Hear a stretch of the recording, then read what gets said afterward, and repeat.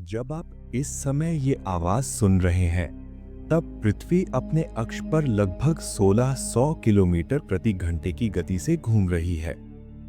हम इसे महसूस नहीं करते, क्योंकि हम भी उसी घूर्णन का हिस्सा हैं।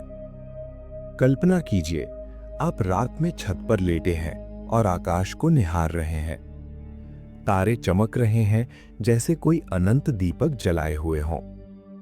क्या आपने कभी सोचा है ये सब क्यों घूम रहा है? क्यों ब्रह्मांड में कुछ भी स्थिर नहीं लगता? क्यों हर चीज छोटी से छोटी और बड़ी से बड़ी किसी ना किसी रूप में घूमती हुई नजर आती है? यही बात पूरे ब्रह्मांड पर लागू होती है। ब्रह्मांड में शायद ही कोई ऐसी चीज हो जो स्थिर हो। हर तारा, हर ग्रह, हर आकाशगंगा और यहां तक कि सबसे सूक्ष्म कण भी किसी ना किसी रूप में घूम रहे हैं। ये घूर्णन कोई संयोग नहीं है, ये ब्रह्मांड की स्मृति है। एक ऐसी स्मृति जो अरबों सालों से संरक्षित है, जो हमें बताती है कि हम कहां से आए हैं और क्यों हम ऐसे हैं जैसे हैं। आज इस वीडियो में हम इसी घूर्णन की यात्रा पर निकलेंगे, बिग बैंग के उन पहले पलों से शुरू करके आकाशगंगाओं के जन्म तक, तारों और ग्रहों की रचना तक और ब्लैक होल तथा क्वांटम दुनिया की रहस्यमयी गहराइयों तक। हम देखेंगे कैसे कोणीय संवेग, ये भौतिकी का एक सरल लेकिन गहरा नियम, ब्रह्मांड की हर गति को नियंत्रित करता है। ये यात्रा केवल विज्ञान की नहीं है, ये दार्शनिक भी है, क्योंकि ये हमें सिखाती है कि ब्रह्मांड कोई अराजक जगह नहीं है, बल्कि एक सुंदर, संतुलित और शांत तंत्र है और हम सब उसका हिस्सा हैं। तो तैयार हो जाइए एक ऐसी यात्रा के लिए जो आपको आश्चर्यचकित कर देगी और शायद आपकी सोच बदल देगी। भौतिकी में इस स्मृति को हम कोणीय संवेग कहते हैं। कोणीय संवेग का नियम बहुत साफ कहता है, यदि कोई प्रणाली अलग थलग है तो उसका कुल कोणीय संवेग समय के साथ नहीं बदलता। इसका मतलब है, ब्रह्मांड ने जो पहली बार गति पाई, तब जो हल्का सा भी घूर्णन मौजूद था, वो आज तक किसी ना किसी रूप में जीवित है। ब्रह्मांड में आज जो भी घूम रहा है, वो उसी प्रारंभिक गति की विरासत है। ये नियम इतना शक्तिशाली है कि इसे भौतिकी की रानी एमिली नोएथर ने खोजा। नोएथर का प्रमेय कहता है कि हर संरक्षण नियम किसी समरूपता से जुड़ा है। कोणीय संवेग का संरक्षण ब्रह्मांड की दिशात्मक समरूपता से आता है, मतलब ब्रह्मांड हर दिशा में एक समान है, इसलिए घूर्णन कभी खो नहीं सकता। रोजमर्रा में देखिए, एक बिल्ली अगर ऊपर से गिरती है तो वो हवा में ही घूमकर पैरों पर खड़ी हो जाती है। क्यों? क्योंकि वो अपने शरीर के हिस्सों को घुमाकर कोणीय संवेग को संरक्षित रखती है। या फिर एक फिजिट स्पिनर जो घूमता रहता है बिना रुके, वही नियम। एक स्केटर अपने हाथ पास लाकर तेज घूमने लगता है, क्योंकि द्रव्यमान केंद्र के करीब आने से घूर्णन तेज हो जाता है। यह नियम ब्रह्मांड के हर स्तर पर काम करता है, छोटे से छोटे कण से लेकर विशाल आकाशगंगाओं तक। अब कल्पना कीजिए उस समय की, जब ब्रह्मांड अभी अभी पैदा हुआ था।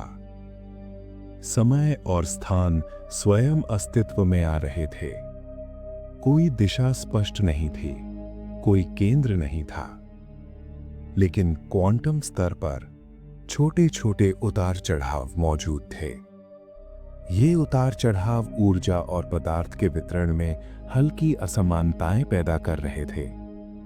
इन्हीं असमानताओं ने आगे चलकर गुरुत्वाकर्षण को काम करने का अवसर दिया। बिग बैंग के बाद, महाविस्फोट के बाद, ब्रह्मांड तेजी से फैल रहा था। इसे हम इन्फ्लेशन कहते हैं, एक ऐसा चरण जहां ब्रह्मांड ने सेकंड के अंश में आकार ले लिया। क्वांटम फ्लक्चुएशंस ने बीज बोए, जो बाद में आकाशगंगाओं के रूप में उगे। कॉस्मिक माइक्रोवेव बैकग्राउंड (CMB) में हमें उतार चढ़ाव, जब डार्क मैटर और गैस के विशाल बादल गुरुत्वाकर्षण के कारण सिकुड़ने लगे, वे बिल्कुल स्थिर नहीं थे।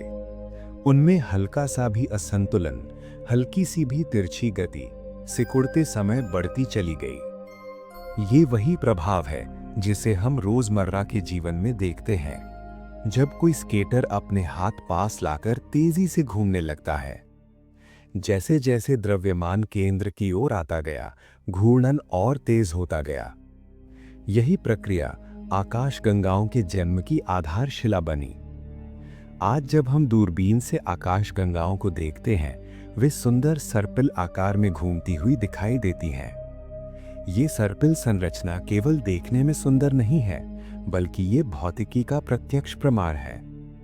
James Webb space telescope JWST ने हमें दिखाया कि प्रारंभिक ब्रह्मांड में आकाशगंगाएं अपेक्षा से ज्यादा चमकदार और बड़ी थीं। लिटिल रेड डॉट्स नाम की ये दूर की आकाशगंगाएं शायद नवजात ब्लैक होल से भरी हुई हैं। JWST ने खोजा कि बिग बैंग के मात्र 400-600 मिलियन साल बाद ही पूर्ण विकसित आकाशगंगाएं मौजूद थीं। डेंसिटी वेव्स थ्योरी बताती है कि सर्पिल आर्म्स वास्तव में घूमते नहीं, बल्कि वे घनत्व की लहरें हैं जो तारों को गुजरने देती हैं, लेकिन घूर्णन ही इन लहरों को बनाए रखता है। नासा और ESA के गाया मिशन ने लाखों तारों की गति को मापकर दिखाया कि आकाशगंगाएं अव्यवस्थित नहीं है, बल्कि वे अत्यंत सटीक गुरुत्वीय संतुलन में घूम रही प्रणालियां हैं। 2026 में गाया का DR4 रिलीज होने वाला है, जिसमें 44 मिलियन से ज्यादा तारों का 3D मैप होगा। इसने मिल्की वे में एक विशाल लहर खोजी, रेडियल वेव, जो हमारी आकाशगंगा को हिला रही है। ये डेटा दिखाता है कि हमारी गैलेक्सी का स्ट्रक्चर पहले से ज्यादा जटिल है। हमारी आकाशगंगा मिल्की वे भी यही नियम पालन करती है। इसके केंद्र में एक विशाल ब्लैक होल है, सजिटेरियस A स्टार, जिसके चारों ओर तारे, गैस और धूल लगभग एक ही समतल में घूम रहे हैं। ये समतल आकृति इसलिए बनती है क्योंकि कोणीय संवेग अतिरिक्त गति को बाहर की ओर फैला देता है, जिससे प्रणाली चपटी हो जाती है। यही कारण है कि आकाशगंगाएं डिस्क के रूप में दिखाई देती हैं। गाया ने दिखाया कि मिल्की वे का डिस्क वॉर्प्ड है, मुड़ा हुआ, और इसमें कई सब स्ट्रक्चर्स हैं, जैसे स्ट्रीम्स ऑफ स्टार्स जो पास की छोटी गैलेक्सीज से आईं। अब यदि हम एक आकाशगंगा के भीतर और गहराई में जाएं, तो हमें तारों का जन्म दिखाई देता है।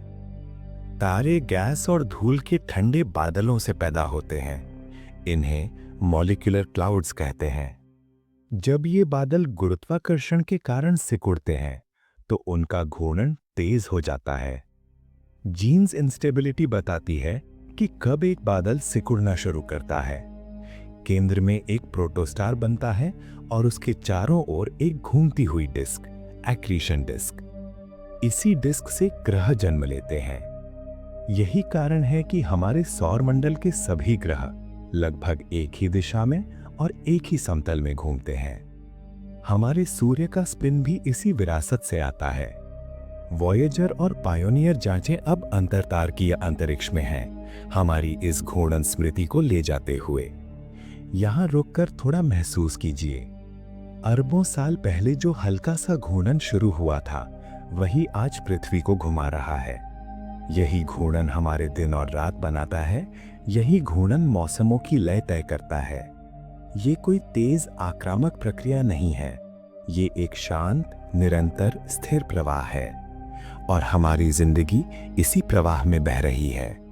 अब हम ब्रह्मांड की सबसे रहस्यमयी वस्तुओं की ओर बढ़ते हैं, ब्लैक होल। सामान्य सापेक्षता के अनुसार एक घूमता हुआ ब्लैक होल केवल पदार्थ को नहीं खींचता, बल्कि वो स्पेस टाइम को भी घुमा देता है।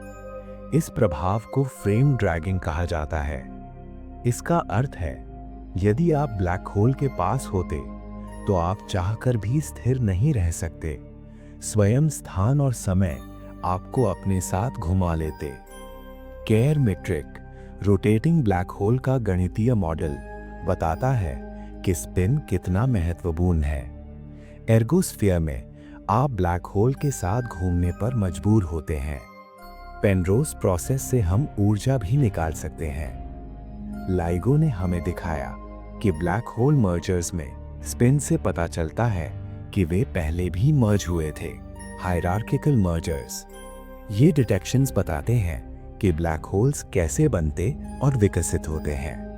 किप थॉर्न और अन्य वैज्ञानिकों ने दिखाया कि ब्लैक होल का स्पिन उसकी पहचान का एक मूलभूत हिस्सा है। वास्तव में ब्लैक होल को केवल 3 चीजों से परिभाषित किया जा सकता है: उसका द्रव्यमान, उसका विद्युत आवेश और उसका स्पिन। इसका अर्थ है घूर्णन वास्तविकता की सबसे चरम अवस्थाओं में भी मौजूद रहता है। JWST ने लिटिल रेड डॉट्स में ब्लैक होल्स के आसपास गैसी कोकून देखे, जो बताते हैं कि प्रारंभिक ब्लैक होल्स कैसे बढ़ते थे। 2026 तक लाइगो वर्गो काग्रा ने दर्जनों मर्जर इवेंट्स कैप्चर किए हैं, जिनमें स्पिन पैरामीटर से हमें पता चलता है कि कई ब्लैक होल्स क्लस्टर में बने थे। ये सब दिखाता है कि घूर्णन ब्रह्मांड की सबसे चरम वस्तुओं में भी संरक्षित रहता है। अब हम आकार में बहुत छोटे लेकिन महत्व में अत्यंत बड़े संसार की ओर चलते हैं, क्वांटम दुनिया। यहां स्पिन का अर्थ बिल्कुल अलग है। इलेक्ट्रॉन का स्पिन किसी घूमती हुई गेंद जैसा नहीं है। ये एक मौलिक गुण है जो बताता है कि कण ब्रह्मांड के नियमों के साथ कैसे संवाद करता है। स्पिन 1/2 वाले फर्मियॉन्स जैसे इलेक्ट्रॉन पाउली एक्सक्लूजन प्रिंसिपल का पालन करते हैं, जिससे एटम्स स्थिर रहते हैं। स्टर्न-गर्लच प्रयोग ने स्पिन की खोज की। सर्न के प्रयोगों से हमें पता चला कि स्पिन के बिना पदार्थ की कल्पना भी नहीं की जा सकती। 2026 में एटलस और CMS ने top quark pair spin correlations मापे, जो बताते हैं कि हाई एनर्जी कोलिजन्स में भी क्वांटम नियम लागू होते हैं। क्वांटम एंटेंगलमेंट को हाई एनर्जी में देखा गया। ये फाइंडिंग्स बताती हैं कि क्वांटम दुनिया और मैक्रो ब्रह्मांड जुड़े हैं। फेनमैन ने कहा था, प्रकृति के नियम बहुत सरल हैं, लेकिन उन्हें पूरी तरह समझने के लिए धैर्य चाहिए।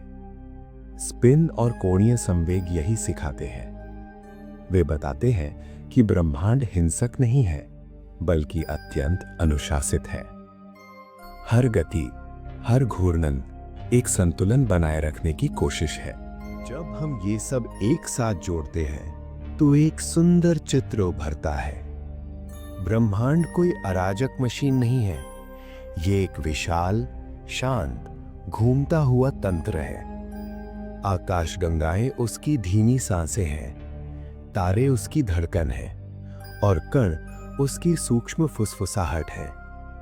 ये घूर्णन हमें पूर्वी दर्शन की याद दिलाता है। सृष्टि के चक्र, जन्म, जीवन, मृत्यु का निरंतर चक्र। हमारी न्यूरल नेटवर्क्स में भी एमर्जेंट स्पिन जैसा कुछ है जो चेतना पैदा करता है। इसलिए जब आप अगली बार ये सोचें कि जीवन इतना तेज क्यों है, तो याद रखिए, ब्रह्मांड तेज नहीं है। वो बहुत धीरे धीरे, बहुत शांत तरीके से घूम रहा है और हम सभी उस घूर्णन का हिस्सा है। अगर आपको ये वीडियो पसंद आया तो लाइक करें, सब्सक्राइब करें और कमेंट में बताएं कि आप ब्रह्मांड की इस स्मृति को महसूस करते हैं। अगले वीडियो में मिलते हैं किसी नए रहस्य के साथ। नमस्ते।